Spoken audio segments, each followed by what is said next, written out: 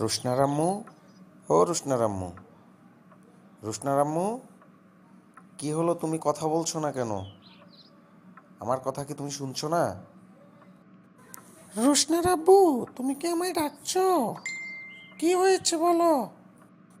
তোমার কি কোনো খবর আছে? আগামী 1 তারিখ যে আমাদের একমাত্র মেয়ে রুশনা মামুনির জন্মদিন। অবশ্যই মনে আছে, মনে থাকবে না কেন? আমাদের একমাত্র মেয়ে, তার জন্মদিন যদি মনে না থাকে তাহলে কি হবে? তো মেয়ের জন্মদিন নিয়ে তোমার কি কি পরিকল্পনা একটু বলো তো দেখি, তুমি কি কি করতে চাচ্ছ, কি কি করা যায়? কি আর করবা, একটা কেক নিয়ে আসবা, আর কয়েকটা বেলুন নিয়ে আসবা, 3-4টা মোমবাতি নিয়ে আসবা, আর কি করবা? এতটুকুই হলেই হবে। তোমার দেখছি কোনো পরিকল্পনাই নেই। সামান্য মোমবাতি কেক দিয়েই তুমি মেয়ের জন্মদিন, প্রথম জন্মদিন শেষ করতে চাচ্ছ। আমি তো প্রথম জন্মদিন হিসাবে বিশাল পরিকল্পনা করে রেখেছি।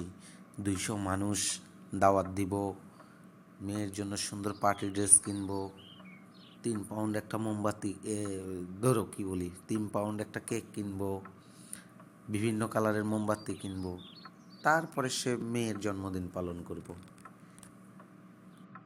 তোমার যা মনে চায় তুমি তাই করো। তোমাদের বাপ মেয়ের অত্যাচার আমার আর ভালো লাগে না।